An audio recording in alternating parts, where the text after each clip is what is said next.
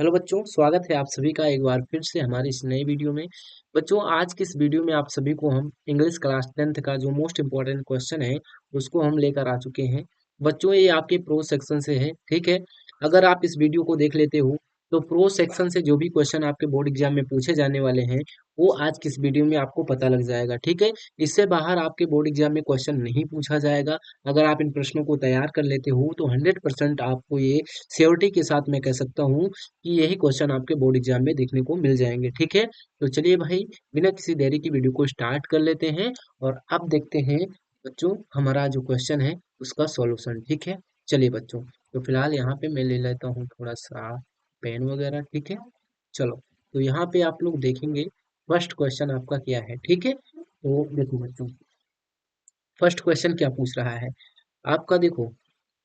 First question है, why was Lencho angry when he receive the letter, ठीक है। पूछा गया है कि लेंचू बच्चों को क्रोधित था, ठीक है। गुस्से में क्यों था, ठीक है, जब उसको पत्र मिला, ठीक है। ये आपको पूछ रहा है, लेंचो पत्र प्राप्त करने पर गुस्से में क्यों था, ठीक है। ये आपको बताना है, ठीक है भाई। तो समझ में आया क्वेश्चन। चलिए बढ़ते हैं इसके आंसर की तरफ। आंसर में क्या लिखना है बच्चों, Lencho was angry because he received, ठीक है, ओनली 70 पीसोस इंस्टेड ऑफ 100, ठीक है। उसको केवल 70 पीसोस मिलते हैं 100 पीसोस की बजाय, ठीक है। क्या बच्चों, देखो यहाँ पे लिखा है हिंदी में भी, लिंचो गुस्से में था क्योंकि उसे 100 पैसों के बजाय केवल 70 पैसों मिले, ठीक है। ही believed that God had sent him the full amount. उसे विश्वास था कि बच्चों भगवान ने पूरी राशि भेजी थी, यानी 100 के 100 पीसोस उसको भेजे थे। But the post office employees must have stolen the remaining money, ठीक है। लेकिन उसको लगा कि जो डाकघर के कर्मचारी है ना, उसने शेष धन चुरा लिया है, ठीक है। ये कारण था कि जो बच्चों लेंचो था ना वो गुस्सा हुआ, ठीक है, पत्र मिलने के पश्चात, ठीक है। बात समझ में आई, क्वेश्चन समझ में आया सभी को। तो हाँ बच्चों, समझ में आया होगा। चलिए बढ़ते हैं नेक्स्ट क्वेश्चन की तरफ। क्वेश्चन नंबर 2 क्या है, क्वेश्चन नंबर 2 आपसे पूछा जा रहा है, what is the greatest wealth of a nation in Mandela's opinion, ठीक है बच्चों। आसान से क्वेश्चन है, कोई लोड लेने की जरूरत नहीं है, आराम से करेंगे, सारे क्वेश्चन का आंसर करेंगे, ठीक है भाई। और इससे बाहर क्वेश्चन आपसे बोर्ड एग्जाम में नहीं पूछा जाएगा, मैं फिर से बोल रहा हूँ, ठीक है। तो देखो क्या है, नेल्सन मंडेला के अनुसार किसी राष्ट्र की सबसे बड़ी संपत्ति क्या होती है बच्चों, हमें बतानी है, ठीक है। चलो, तो according to Nelson Mandela, the greatest wealth of a nation is not its mineral resources, ठीक है, बट इट्स पीपल। क्या है बच्चों कि नेल्सन मंडेला के अनुसार जो है बच्चों, किसी राष्ट्र की सबसे बड़ी संपत्ति उसके खनिज संसाधन नहीं होते हैं, ठीक है, बल्कि वहां के लोग ही क्या होते हैं, वहां की सबसे बड़ी क्या होते हैं, संपत्ति होते हैं, ठीक है बच्चों। समझ में आया क्या।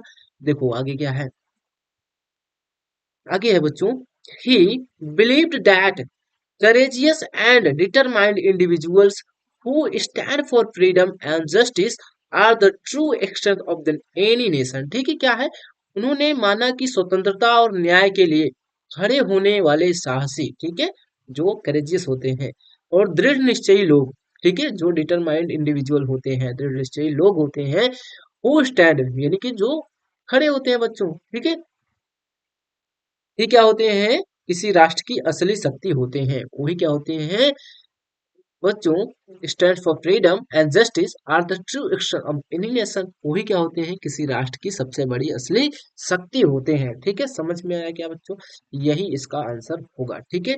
चलो भाई, समझ में आया तो नोट कर लो तुम लोग, ठीक है। चलो आगे बढ़ते हैं भाई क्वेश्चन नंबर 3 की तरफ। क्वेश्चन नंबर 3 क्या है भाई मेरे, पूछा जा रहा है, what were difficulties faced by Nelson Mandela in achieving freedom for his people, ठीक है। बोला जा रहा है कि वो ऐसी कौन सी कठिनाइयां थी जब नेल्सन मंडेला ने फेस करी, जब वो क्या कर रहे थे, अपने लोगों के लिए फ्रीडम अचीव कर रहे थे, ठीक है। कहीं ना कहीं देखो क्या क्वेश्चन पूछ रहा है ये, कि नेल्सन मंडेला को अपने लोगों की स्वतंत्रता प्राप्त करने में किन कठिनाइयों का सामना करना पड़ा था, ठीक है, ये आपको बताना है। तो देखो बच्चों, इसका आंसर क्या है, नेल्सन मंडेला फेस्ड ऑपरेशन, ठीक है, क्या उनको क्या फेस करना पड़ा बच्चों, ऑपरेशन की यानी उत्पीड़ना का, ठीक है, racial discrimination, imprisonment and constant struggles under the apartheid system, ठीक है। कहीं ना कहीं क्या बच्चों, नेल्सन मंडेला को उत्पीड़न, रंग भेद, कारावास और संघर्षों का सामना करना पड़ा था, ठीक है बच्चों, समझ में आया। He endured suffering but remained determined to achieve freedom and equality for his people, ठीक है। उन्होंने बहुत कष्ट सहे लेकिन अपने लोगों के लिए स्वतंत्रता और समानता प्राप्त करने के लिए वो क्या रहे बच्चों, कांस्टेंट रहे, ठीक है, अडिग रहे। समझ में आया बच्चों, समझ में आया क्या? सही है भाई। चलिए बढ़ते हैं भाई नेक्स्ट क्वेश्चन की तरफ। क्वेश्चन नंबर 4 आपसे पूछ रहा है, क्वेश्चन नंबर 4 है, why was the young seagull afraid to fly, ठीक है। क्या क्वेश्चन है कि जो युवा सीगल था ना उड़ने से क्यों डर रहा था बच्चों, ठीक है। तो यहाँ पे देखो इसका answer, the young seagull was afraid to fly because he thought his wing wouldn't support him, जो उसके पंख है ना उसको सपोर्ट ही नहीं करेंगे यार। He lacked confidence and was scared of falling into the sea, और उसको जो है ऐसा लग रहा था उसमें क्या थी, कॉन्फिडेंस की कमी थी बच्चों। और वो क्या कि वो समुद्र में गिरने से डरता था, ठीक है, कि वो उसके पंख सपोर्ट नहीं करेंगे तो वो समुद्र में गिर जाएगा, ठीक है। His family's encouragement and hunger family pushed him to take his first flight, क्या हुआ, परिवार के प्रोत्साहन, ठीक है, जो इंकरेजमेंट होता है उसकी फैमिली ने उसको दिया, और भूख ने अंततः उसे पहली उड़ान भरने के लिए मजबूर कर दिया था, ठीक है बच्चों। समझ में आया क्वेश्चन? बिल्कुल जी हाँ, समझ में आया होगा तुम लोगों को, ठीक है। नोट करो जल्दी से, बढ़ते हैं नेक्स्ट क्वेश्चन की तरफ। क्वेश्चन नंबर 5, ठीक है। क्वेश्चन नंबर 5 आपसे क्या पूछ रहा है, क्वेश्चन नंबर 5 है, why does Anne think that paper has more patience than people, ठीक है। एनी ऐसा क्यों सोचती है बच्चों की जो कागज होता है ना उसमें लोगों से ज्यादा धैर्य होता है, ठीक है, यही पूछ रहा है क्वेश्चन में। तो देखो आंसर क्या लिखना है, Anne believed that paper had more patience than people.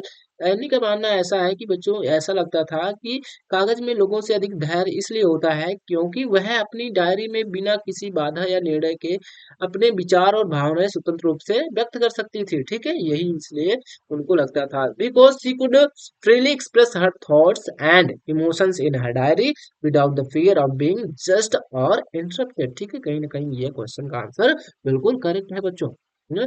यही कारण था कि एनी को लगता था कि भाई लोगों से ज्यादा धैर्य किसमें होता है, कागज में होता है, पेपर में होता है। तो ये काफी इंपॉर्टेंट क्वेश्चन है बच्चों, हर साल बोर्ड एग्जाम में पूछा ही जाता है। तो आप लोगों को निश्चित तौर पर ये क्वेश्चन तैयार करके जाना है, ठीक है। चलो नेक्स्ट क्वेश्चन क्या है उसको देखते हैं। नेक्स्ट क्वेश्चन है question number 6, what prompted Anne Frank to keep a diary, ठीक है। What named did she give to it, क्या है, एनी फ्रैंक को डायरी लिखने के लिए क्या प्रेरित किया और उसने इसे क्या नाम दिया बच्चों, ठीक है। एक मिनट आप होल्ड करेंगे, हेलो, हाँ भाई,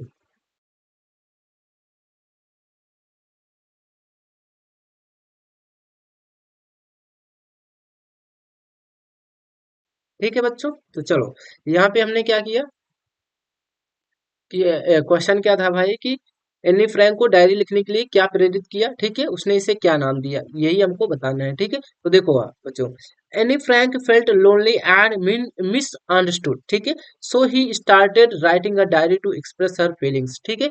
एनी फ्रैंक को अकेलापन महसूस होता था और वह गलत समझी जाती थी, ठीक है, क्या बच्चों, वो अपने आप को क्या करती थी, अकेला महसूस करती थी, ठीक है। और कहीं ना कहीं उन लोगों की मिसअंडरस्टूड बनी रहती थी, अपने आप को गलत समझती थी, ठीक है।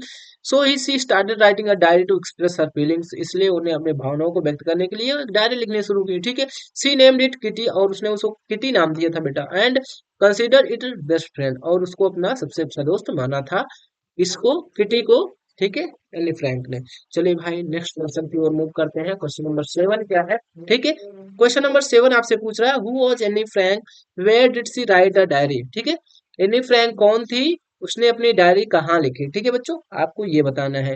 तो देखो बच्चों, Anne Frank was a Jewish girl who went into hiding with her family during world war second, क्या है, एनी फ्रैंक एक यहूदी लड़की थी जो द्वितीय विश्व युद्ध के दौरान अपने परिवार के साथ छिप गई थी, ठीक है, समझ में आया, द्वितीय वर्ल्ड वॉर सेकंड जब हो रहा था तो फैमिली के साथ छिप गई थी, और वो क्या थी, जूइश गर्ल थी, ठीक है।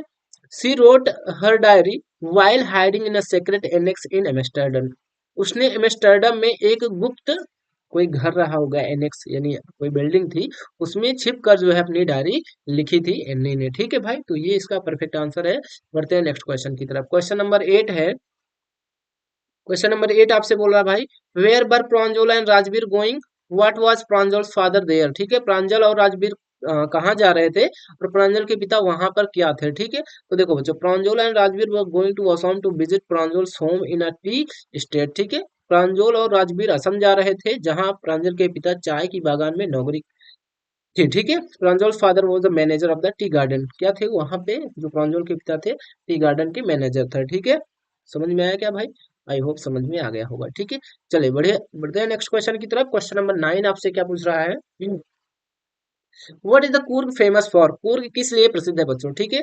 ये आपको बताना है। Coorg is famous for its coffee plantations, spices, ठीक है, evergreen forest, beautiful landscapes and the martial traditions of its Kodava people. It is also known as the Scotland of India, ठीक है। ये बात आपको याद रखनी है। It is also known as the Scotland of India. Coorg क्या है बच्चों? कूर्ग अपनी काफी बागानों, ठीक है, मसालों, सदाबहार जंगलों, सुंदर दृश्यों और कोडावा लोगों की सैन्य परंपराओं के लिए प्रसिद्ध है, ठीक है। क्या? मार्शियल ट्रेडिशंस के लिए वहां पे ये प्रसिद्ध है, ठीक है। चलो, इसे भारत का स्कॉटलैंड भी कहा जाता है। पूर्व को क्या बोला जाता है भाई? भारत का स्कॉटलैंड भी कहा जाता है, ठीक है बच्चों। समझ में आया क्या भाई? चलो, समझ में आ गया होगा। चलिए बढ़ते हैं नेक्स्ट क्वेश्चन की तरफ। क्वेश्चन नंबर 10 आपसे पूछ रहा है, how did Valli save money for the bus ticket, ठीक है। वल्ली ने बस टिकट के लिए पैसे कैसे बचाए थे, ये आपको बताने हैं। तो Valli saved money by resisting her temptation to buy sweets, balloons, and ride the merry-go-round. She carefully saved every coin to afford a bus ticket for her dream ride. ठीक है। वल्ली ने मिठाइयाँ, गुब्बारे और झूले की सवारी से बचते हुए पैसे बचाए थे बच्चों। उसने हर सिक्के को संभाल कर रखा ताकि वह अपनी सपनों की बस यात्रा का टिकट खरीद सके। कहीं ना कहीं आपने जानते हो कि जो वल्ली थी बच्चों, क्या था, बच्चों को क्या पसंद होता है बच्चों? गुब्बारे खरीदना, ठीक है, झूला झूलना, ठीक है, मिठाइयाँ खाना। लेकिन सारी टेम्पटेशन को वो क्या करती है? रेसिस्ट करती है बच्चों, वल्ली, ठीक है। कुछ नहीं खरीदती है, हर एक पैसे को बचाती है। और वो जो उसका ड्रीम था कि बस राइड करेगी, तो उसके लिए वो बस टिकट के लिए पैसे बचाया था, ठीक है बच्चों, केयरफुली करके, ठीक है। चलो, यहाँ पे इसका आंसर होता है समाप्त। बढ़ते हैं नेक्स्ट क्वेश्चन, क्वेश्चन नंबर 11 की तरफ। 11 आपसे क्या पूछ रहा है? What was Valli's favourite pastime? Valli का पसंदीदा शौक क्या था, ठीक है, पास टाइम क्या था, ठीक है। Valli's favourite pastime was watching the bus that travelled between her village and the town, ठीक है। क्या है? वल्ली का पसंदीदा जो शौक था बच्चों, गांव और शहर के बीच चलने वाली बस को देखना था।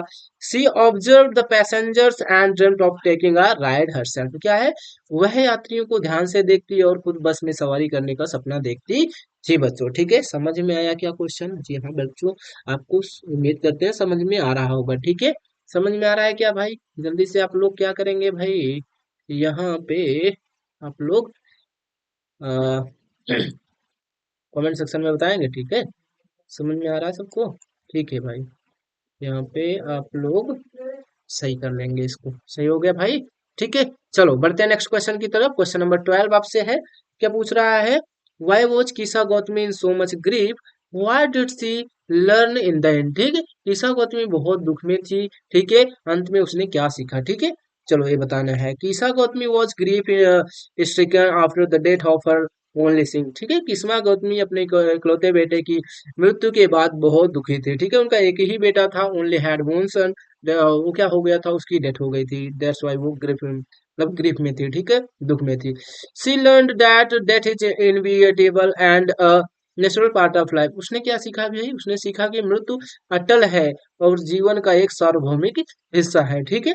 And no one can escape, और इससे कोई डाल नहीं सकता है, कोई बच नहीं सकता, यानी मृत्यु सबकी होनी है भाई। समझ में आया क्वेश्चन? बिल्कुल समझ में आ गया होगा, ठीक है। चलो बढ़ते हैं नेक्स्ट क्वेश्चन। क्वेश्चन नंबर आज का ये लास्ट क्वेश्चन है बच्चों। How do the people of Coorg differ from the Hindu main stream, ठीक है। कूर्ग के लोग हिंदू मुख्य धारा से कैसे अलग हैं, ठीक है। The Coorgi people are believed to be of Greek और एबिक डिसेंट, ठीक है, ये क्वेश्चन में लिखना है। कूर्ग के लोगों को ग्रीक या अरबी मूल माना जाता है, ठीक है। समझ में आया भाई? कहाँ के हैं वो? अरबी के या फिर ग्रीक डिसेंट से वो माने जाते हैं। They have distinct traditions and martial customs. उनके पास क्या है? उनकी विशिष्ट परंपराएं हैं, ठीक है, और सैन्य परंपराएं हैं। क्या है? मार्शियल ट्रेडिशंस हैं, ठीक है। अनलाइक मेन स्ट्रीम हिंदूज, वे मुख्य धारा के हिंदुओं से अलग हैं। ठीक है। They are also known for their warrior culture and hospitality, ठीक है। वे अपनी वीरता और अतिथि सत्कार के लिए जाने जाते हैं, ठीक है भाई।